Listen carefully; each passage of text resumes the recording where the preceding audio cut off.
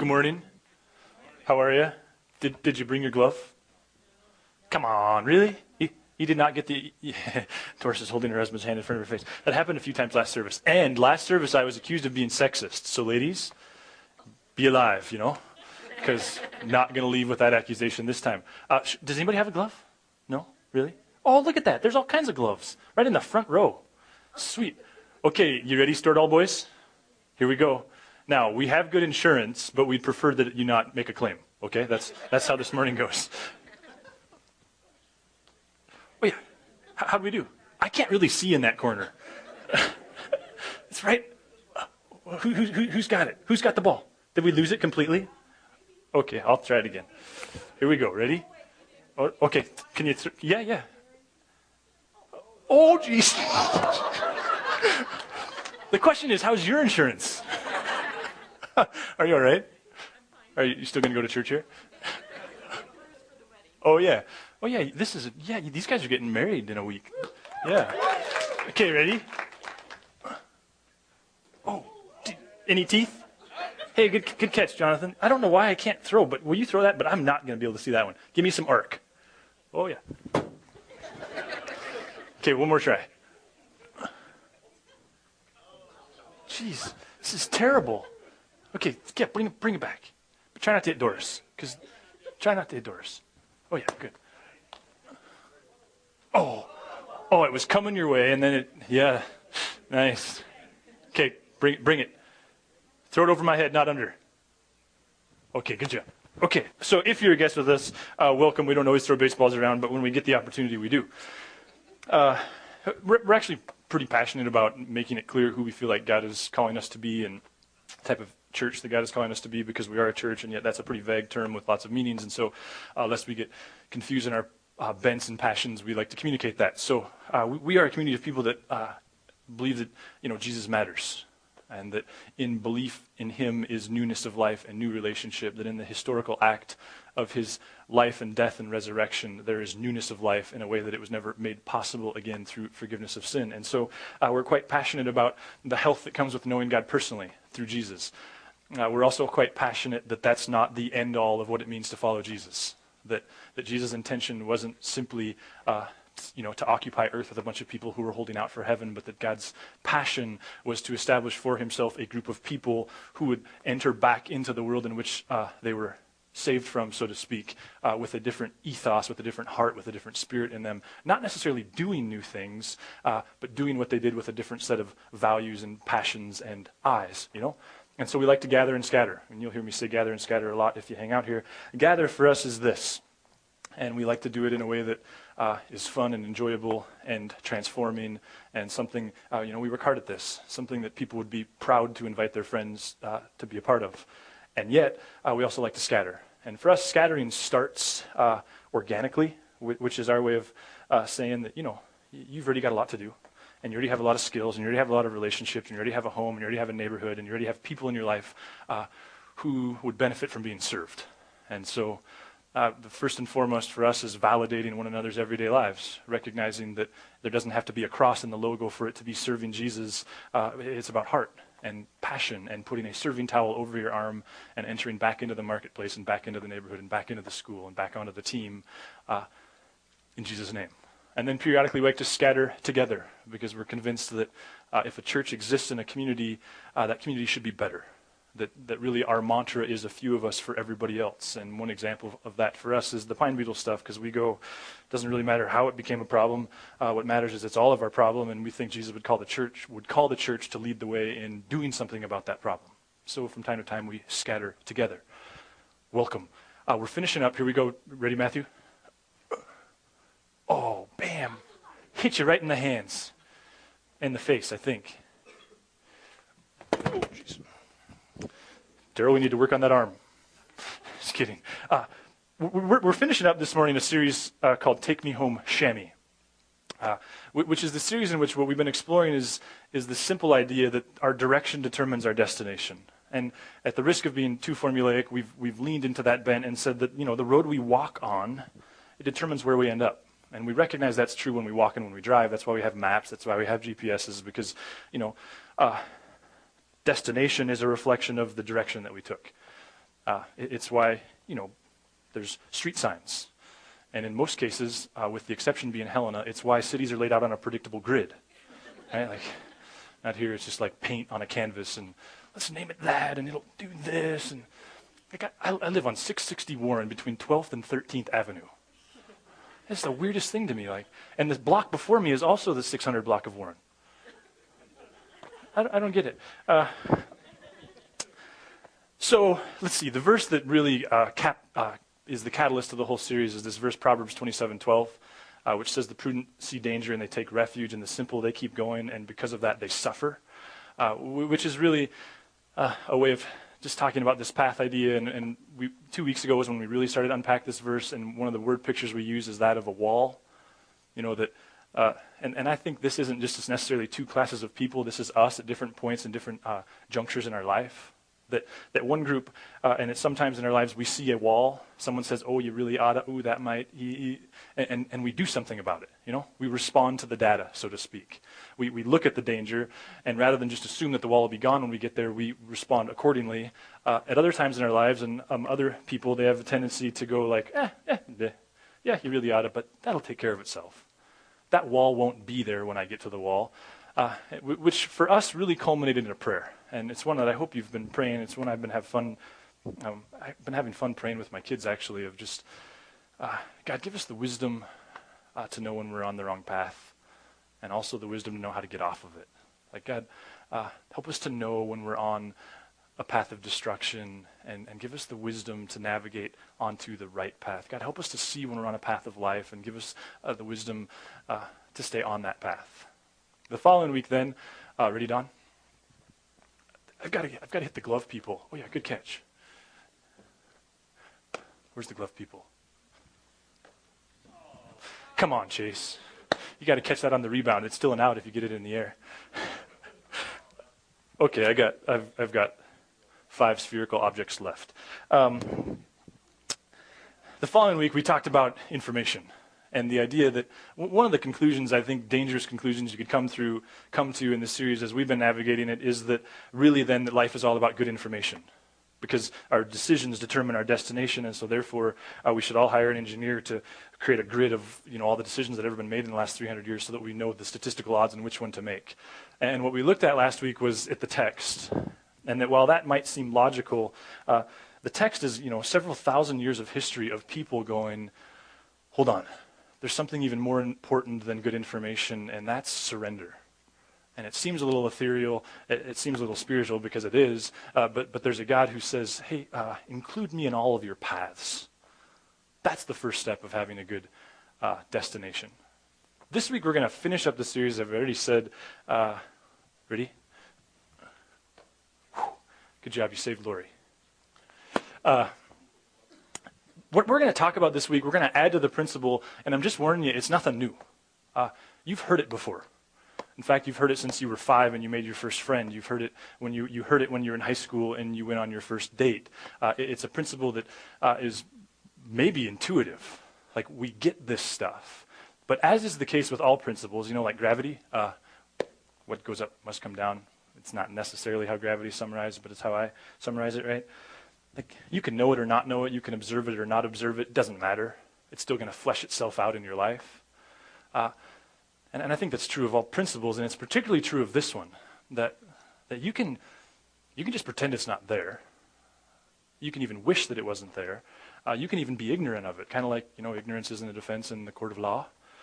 It doesn't matter. It fleshes itself out in our lives. And so this morning what I want to help you to do is see how it fleshes itself out, and then ultimately to pay attention to what it would look like to apply this. So principle is, we're going to kind of conclude this is simply this, that attention determines direction and direction destination. What we're adding is attention. That what we give our attention to has influence on the direction that we take. Ready, Daryl? Dang, I'm going high. It's all right. I can feel that grounder. Oh, maybe. Oh, yeah, I can. I thought about stepping on it, but my brain synapses worked fast enough to teach me that would not be good. Okay, so attention determines. Here's the deal, is if you think about the way we use just the English language, We know this as a people. Like, as a people outside of God, we know this. We say things like, something grabbed my attention. It captured my attention. Just the idioms that we use. It just drew me in. I locked onto it, and it was like I couldn't look away. Right? Stuff grabs our attention, and it influences the direction and ultimately the destination. In March of 2006, I felt like God started talking to me about planting a church in Helena. Now, the way I say this today is, I don't know. Maybe I started talking to God first. Maybe he started talking to me first. I don't know. I know I didn't hear any voices or nothing weird happened in the sky or I didn't have any dreams. It's just one of those heart impression deals, you know?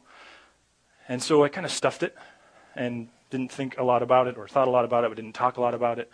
A couple months later, started processing that with Teresa. And then as a way of trying to figure out whether it was the spaghetti or the spirit, we said, okay, we're going to go to Great Falls in August, so let's spend a day in Helena. I had family here growing up, so I'd been here a lot, up to about 12 years old, but hadn't been here, like last grandma died, hadn't been here since, how that stuff kind of works, kind of dark, kind of true, all at the same time. So we came up in August. I now recognize that it was a Wednesday night because Alive at 5 was going on, and we went to Women's Park. We listened to this cool bluegrass band from Georgia, and it was fun. And it was affirming, like, just kind of trying to pay attention and really applying last week and this issue of surrender and going, okay, Lord, and it felt right. And I don't have anything more to say than we just kind of left and went, yeah, seems like that would be what God might be doing. So I went back and started talking to my boss. I was the high school pastor at the time at Harvest, and started talking to Vern like, hey, I think God's talking about Helena. And so that led to, okay, well, we better start by transitioning out of high school ministry and take over the college thing that we'd started full time and kind of see how that goes. And then that led to an assessment within the denomination of church planning. And then that eventually led to talking to some friends about, hey, there's this Helena thing happening. Want to come? that kind of, and all that stuff started to roll. And then in February of 2009, we went to Church Planners Boot Camp in Orlando, Florida. It was one of those gigs where you're like, someone's got to do it, so okay, we'll go to Orlando for Church Planners Boot Camp. And actually, kind of funny story, I need to throw a ball. Where are you at, Johnny? Okay. Yeah, good job. Ready? Eddie? I need to throw it to a female, but oh yeah, Jessica's got her glove. Oh yeah, she's got a glove. Ready? Oh, nice. You hit it with the glove. Oh, are you left-handed? Wow. Yeah, that's good. So anyway, whenever I rent a car, I always get the economy car, And if you ever notice, they always say, would you like a free upgrade? Or would you like an upgrade? Would you like to upgrade your vehicle? And my response is, I'd love a free upgrade. If you have a free upgrade, I would love that. To which typically they laugh and tell you that an Escalade will cost you $90 a day, and then you say, no, I'll take the Fiesta or whatever it is you're going to get. Well, on this particular day, the guy was Australian, and he said, and we had Delta lost our luggage, which is kind of a bummer, and so my wife's crying herself a river, just kidding. We're kind of talking, and the guy said, well, actually, mate, let me see here. And he starts typing away, and he said, how about Chrysler Sebring convertible? We went, no, we don't want that. Of course, we'll take a Chrysler Sebring convertible. So we got this convertible as a rental car. I really have no reason for telling you this, but it did feel a little pretentious. It felt very pretentious, because planting churches is kind of a beans and rice and beans kind of a thing. And here we wheel up to Church Planners Boot Camp in our convertible car, So I had this deal with my wife. It drove her crazy, but I refused to show up at boot camp with the top down. So we'd get just around the corner from the place where we were doing school, and we'd put the top up, and when we'd leave, we'd drive around the corner and put the top down. I actually saw the space shuttle go. Couldn't figure out why all this traffic was on the road, and hey, there's the space shuttle, look at that. Anyway, eventually friends started selling houses and quitting jobs, and we quit a job and moved into my dad's basement for a while, sold a house. And my point is that, something caught our attention. And the entire direction of not just our lives, but several lives and your lives began to shift because of a change in attention. In 2003, I think, we're trying to figure it out between services, but my friend John Switzer, who was the junior high pastor where I was at, we took our friend Chris Rowan and another friend Jordan, who was a high school student at the time, and we went to this conference at Willow Creek Church in Chicago, South Barrington, Illinois, one of the best churches in the world, to a student ministries conference. And then we sat in there. I never heard of this cat, Rob Bell. He was pretty unknown at the time.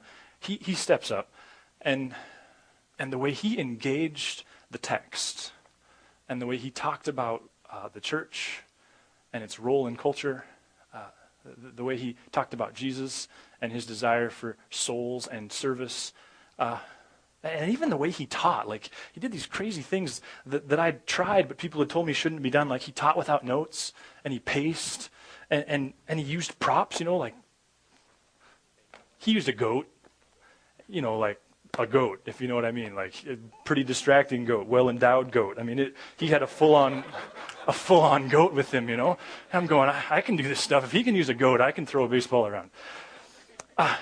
Again, like, everything about my way of viewing church and teaching shifted.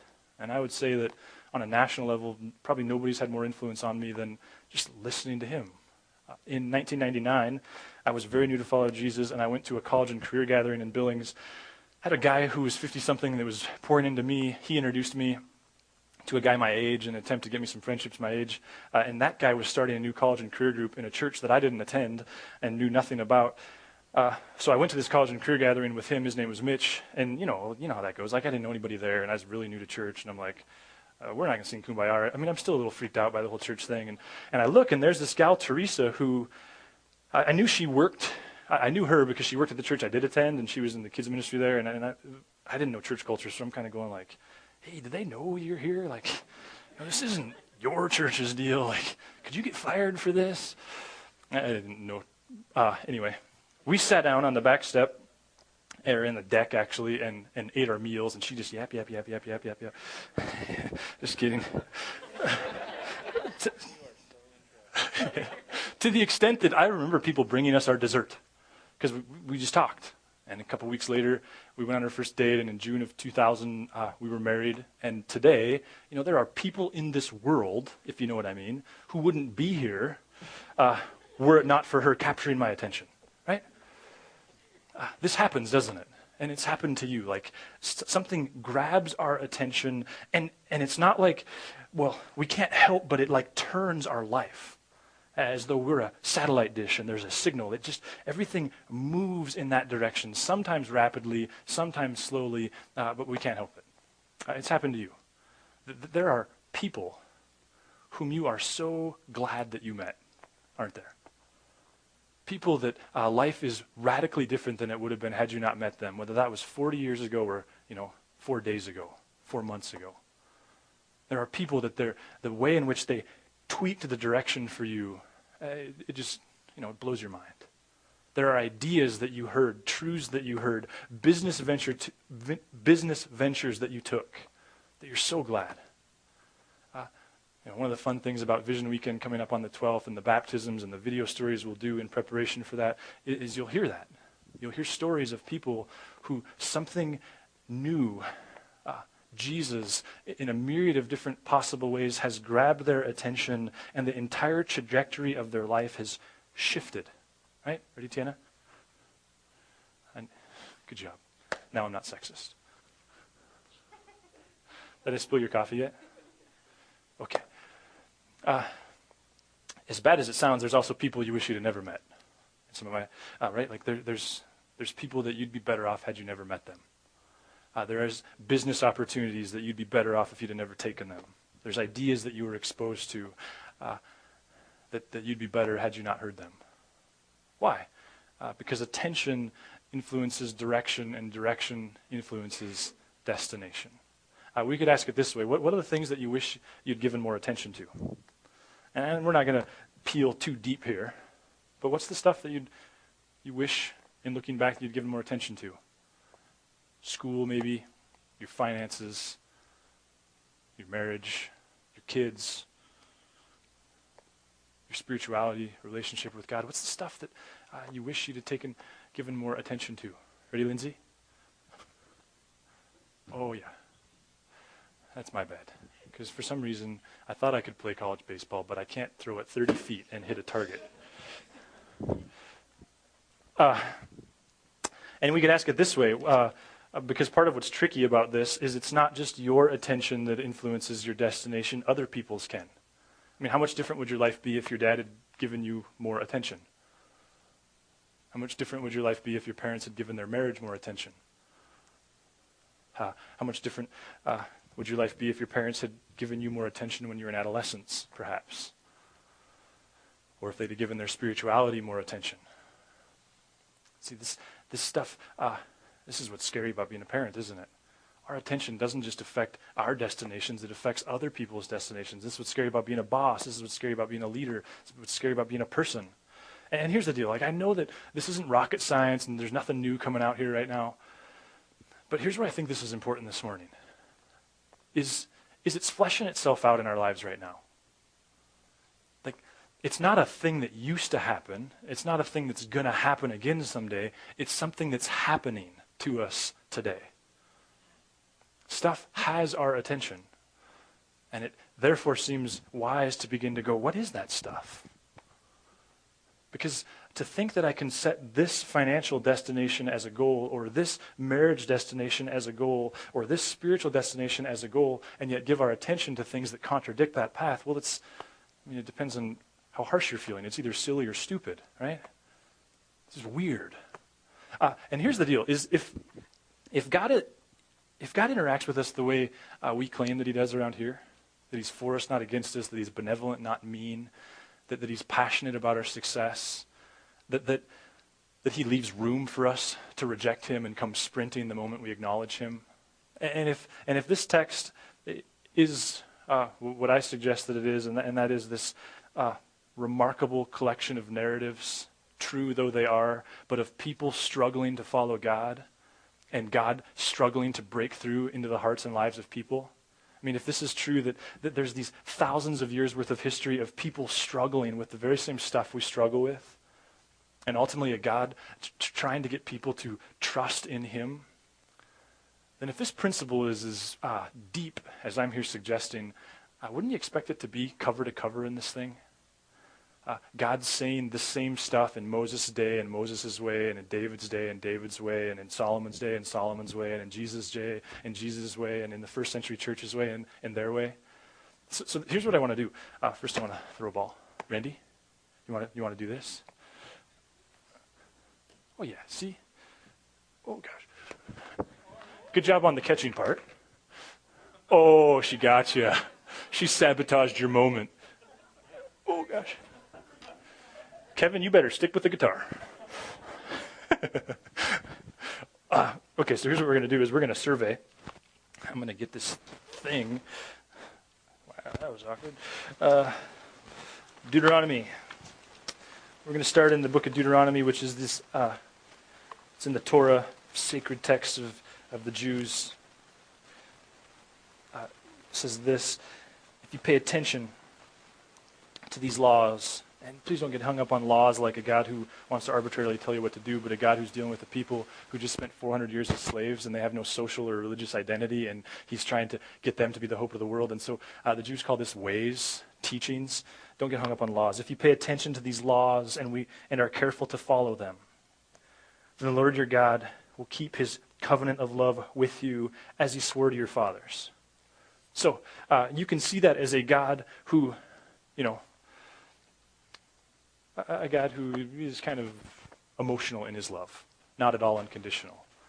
Or you can see that as a God who says, here's the deal, you guys. I've got a teaching for you. I've got a direction for you. Your part is to pay attention to it. And if you don't pay attention, then things are going to go south with or without me. And if you do pay attention, wow, it'll be crazy. And if you know Israel's history, you know this is precisely what happened, is that there were these seasons where they paid close attention to God, right? And things went well in a variety of ways. It doesn't mean that there wasn't pain and suffering, but things went well, generally speaking. And then they would shift their attention to something else, and that's when the prophets kick into gear, these guys with like blazing eyes and long beards, and right? And they would say like, you blew it, you blew it, you blew it, you blew it. And they would end up, in a foreign land oftentimes, under a foreign government oftentimes, and then eventually someone would put on sackcloth and ashes. Ask your mom what that means. And then they would begin to cry out to God, like, God, we're sorry. God, we blew it. And they'd be restored back into the land. And there's this cycle that just kind of flows through their history. And the Apostle Paul actually says, be careful, because the same cycle is prevalent in our lives. We talked about this in church. What's the point? It's attention. David, hundreds of years later in Psalm 119. It's not fair that you get the screen and I have to turn there. Direct me in the path of your commands, for there I find delight. Turn my eyes away from worthless things. Preserve my life according to your word. What is that? It's a guy thousands of years ago going, God, help me to see the good path when I'm on it, and give me the wisdom to know how to get off of bad paths. God, give me wisdom. God, I don't want to end up at a spot and wonder how I got here, when the truth will be, well, I picked a dumb path.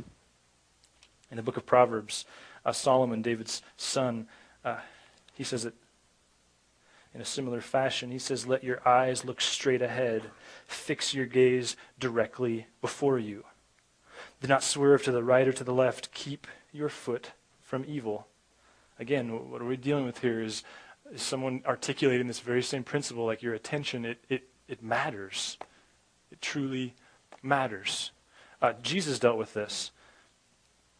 I need to throw the baseball. But this is the last one, so there's a lot of pressure on both of us. So you ready there, Matthew? Oh yeah, he bailed you out. Good job, Connor. Now, okay, I can get it. We're okay. It's hard to throw sitting down. Just ask the catcher. Jesus said it this way. The eye is the lamp of the body. If your eyes are good, your whole body will be full of light. There's no electricity, right? Which means that we're dealing with a culture here who, they didn't have flashlights, they didn't have electricity. What they had was lanterns, oil, olive oil, and a wick. In fact, it was the primary use of olive oil. This is a trivial fact you don't need to know, but it was the Romans who actually figured out that you could cook with olive oil. The Jews just used it for light. So they carried their lantern. And when you go camping, how many of you points the flashlight this way and walks that way? It hurts, right? It's not smart. They would actually sometimes take a lantern and they would tie it to a stick, some kind of device that would allow them to put it way out in front of them. And that would be the way they would navigate in the dark, because they would get the light further out ahead of them.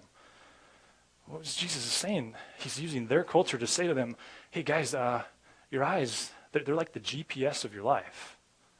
Like what they lock onto, what you enter into your eyes, that's where you're ending up.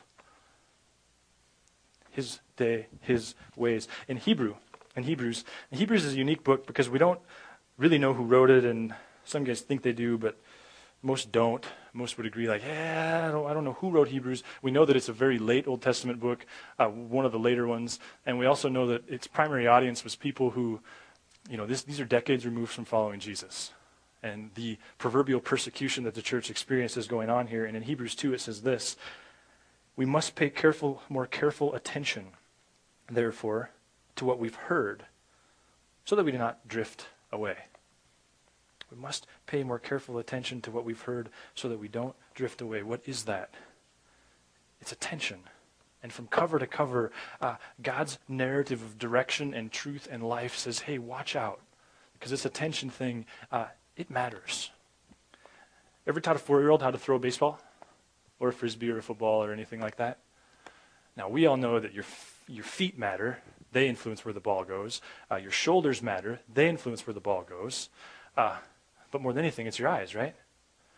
And if you've ever played catch with a 4-year-old, you know that my friend Kyle and I, we coached T-ball the last couple of months, and that was a hoot. But long before the ball ever leaves their hand, long before their arm is even in motion, you know whether or not there's any chance in the world that the ball's coming in your direction, don't you? Because all of a sudden, you'll be playing catch, and it'll be going great, hurry up, Clint. Yeah, well, good catch. It'll be going good like that, and then all of a sudden they're like, hey, how's it going? And their eyes, they get crazy, right? So warning, like I said about the insurance and all that, but right, I'm going to demonstrate what they do, because they're trying to throw it to Clint, and then all of a sudden they're like, hey, and the ball goes. Hey, I need that back. Yeah, good job. Oh, wow. You're a strong man. I think there's one down here. Dang, there's not. I've got to resort to cheesy tennis balls. right? Like, eyes. Whenever I play catch with the boys, it's like, Lincoln, your eyes. The ball goes where your eyes go. It's intuitive. It's simple. It's really easy to see it in other people's lives, isn't it? And this is why, as a parent, you freak out about who your kids' friends are. It's why you pray about their friends long before they even know what friends are. It's why, when you were in high school and you told your mom that you were going to take her or you're going to take him to the prom, they went crazy. Because you're going, it's just a prom. And they're going, oh, no, you're going to get married. And you're like, no, we're not getting married. It's just a prom, right? Well, why? Because attention matters. It's really easy to see it in our friends. It's really easy to see it fleshing itself out in the lives of others. And yet I agree with Andy Stanley when he says it's almost impossible to see it in the mirror. Because when we look at ourselves, we see where we're at. That's the tendency.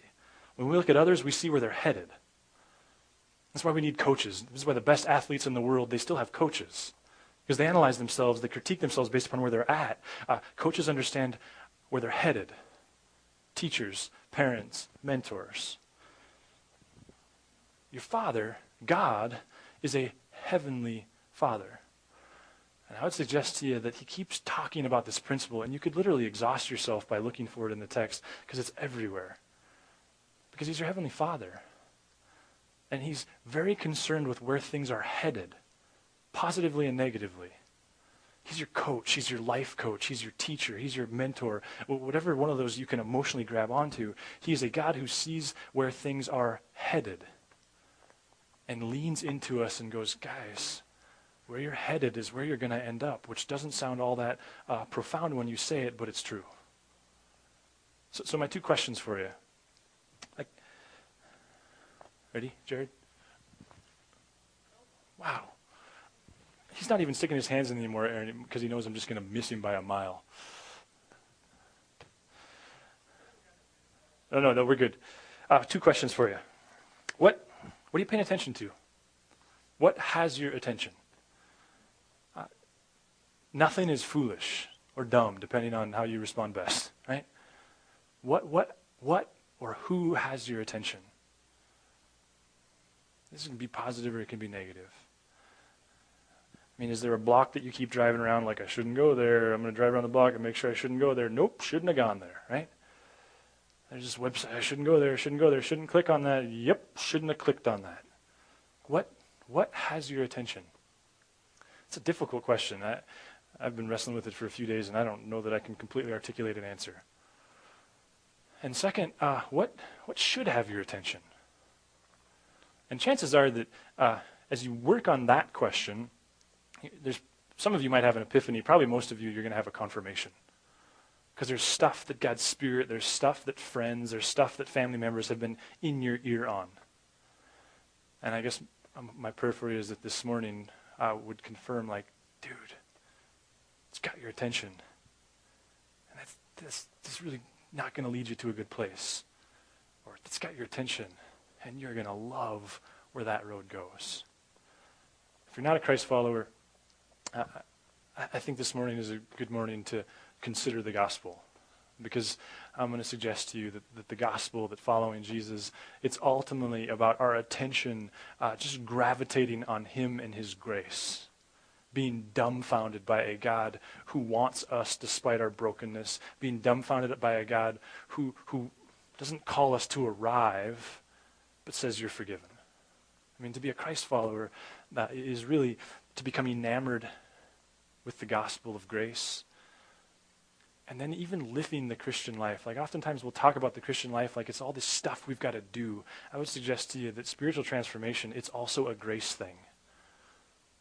That as we stay focused and give our attention to a God who desires us, who accepts us, who wants to lead us, he, in ways that are hard to prescribe and even difficult to describe, transforms us. And therefore, to become a Christ follower is to acknowledge that, or you might say to believe that, and then to surrender and begin to fixate your attention on him and his grace. So I'm going to give you a moment in solitude and prayer to think, wherever it is you're at, about all of this, and then I'll close this up in prayer in just a moment.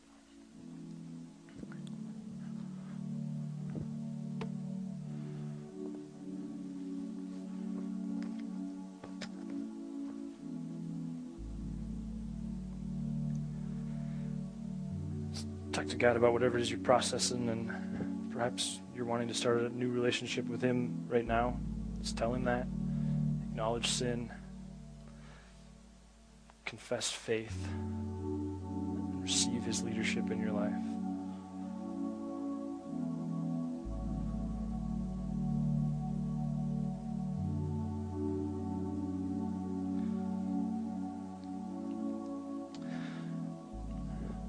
Lord God, this attention thing is intense. I think it's particularly intense for students and 20-somethings. And I think all of us would agree that like a teen today, a student today, they have more stuff that wants their attention than any of us ever had to deal with. And sometimes it makes us completely recoil from our culture and just utter fear. And yet we're trusting that that's not what you're calling us to, and yet as parents and as students, it's scary. Because there's so much stuff that wants our attention, and such a high percentage of that leads to destruction. So I just first and foremost pray for students this morning that you'd give their parents wisdom and courage and confidence in their parenting, that you'd give them friends that lead and guide and direct them, that you'd anoint them with supernatural decision-making ability, because quite frankly, we recognize that self-control is not going to cut it. That you would touch them in their hearts in such a way, God, that lots of that stuff wouldn't even be appealing. That they'd be 25 or 30 and go, man, I steered clear of that, but I didn't even really want it. I didn't even really consider it. God, for 20-somethings and singles, I pray all these same things, God, that you'd anoint them with power and encouragement and faith. And then, God, just in general, thanks for this season of really stepping back and looking at some fundamentals. And I pray that stories are told in the months and years that follow of how you've redirected some things in our lives, financial, marriages, relationships. And for our friends that are considering you, would you orchestrate key relationships in their lives that are safe and honest, where they could have good conversation about following you. God, we love you. It's in Jesus' name that we pray. Amen. Thanks for letting me throw baseballs at you this morning. It was a highlight for me. I wish we could do that more. Okay, a couple things before you go. First of all, info card as always. That's really the greatest way to give us comments, and we always welcome your comments, and it's fun to pray with you. So if there's stuff we can pray with you about. Also, that's really a great way to tell us if there's, if you're making a decision to follow Jesus or have made a decision to follow Jesus or considering that. We would love to connect you relationally with somebody who can help you in that conversation and decision and help you think through that stuff. And then also there's this one. Okay, so we talk about being a scattering community, and we had a weird and really we talk about my posture is God, give us opportunities where we can matter on together. And this week we had a weird one where, good job by the way on the God's Love canned food stuff, but Youth Connections, which you may be familiar with, but Youth Connections is an organization in town that really is, with laser precision, their focus is students, youth, and helping creating atmospheres of health for them where they can make good choices and all this stuff. We all know this. So they're doing a gear swap on August 14th, which you know what a gear swap is, I'm assuming. I don't know why I keep saying you know what that is, right? And they asked if we'd bring the wall. Well, we have this climbing wall that was given to us by a friend when we started here because he understood our vision of serving. And so we're kind of like, we don't know if we can bring the wall. Because quite frankly, lots of people are working really hard on Alive at 5. And so we just told them, we'll put it out there. It'd be like a 4-hour deal, so we're thinking if we could get 10 people who wanted to man the wall for an hour, we could do it. And I'm not saying this to manipulate or to provide pressure, just real honestly go, this is one of those that I'd love to say yes if we can say yes, and yet we're not going to kill people in the name of saying yes. So, if you look at your calendar and you're going, yeah, we'll be around on the 14th, and we'll probably go to that anyway, so yeah, we could strap kids to the wall for an hour and then go do our thing, let us know. I think there's a sign-up sheet out on the scattering opportunities table. You can also let us know on the card. And we're just going to analyze it Tuesday morning. Like, yeah, geez, we got 3 people. We better tell them we can't do that. Or we don't. So please know I'm not trying to manipulate you. Just honestly going, here's this need. Yeah, I'm not sure if we can meet it or not. Okay. And then don't forget the trailer deal. If you want to help pull the trailer once in a while, there's that as well. Sure love you guys. Next week we're celebrating volunteers. Should be a blast. Have a great week. Sure like you.